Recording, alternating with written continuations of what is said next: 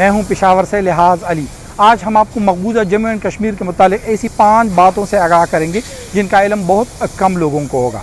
आज भी मकबूजा जम्मू एंड कश्मीर के बेशतर इलाकों में लाखों पश्तून रह रहे हैं। ये पश्तून जो है 17वीं और 18वीं सदी के दरमियान उन्होंने वहाँ पर रिहाइश इख्तियार की। दूसरी अहम बात कि मकबूजा जम्मू एंड कश्मीर में तकरीबन जो कश्मीर की वैली है वहाँ पर 400 साल तक मुसलमान हुक्मरान रहे। जो तीसरी अहम बात यह है कि इन 400 सालों के दरमियान अफ़गान हुक्मरान यानी जो काबुल के तसल्लुत में ये इलाका रहा जहाँ पर पश्तून हुक्मरान रहे वो तकरीबन 67 साल का है, जो 1752 से लेकर 1819 तक रहा। और यहाँ पर 31 अफ़गान गवर्नर जो थे बाकायदा तौर पर यहाँ पर उन्होंने अपनी उसकी तैनाती की गई।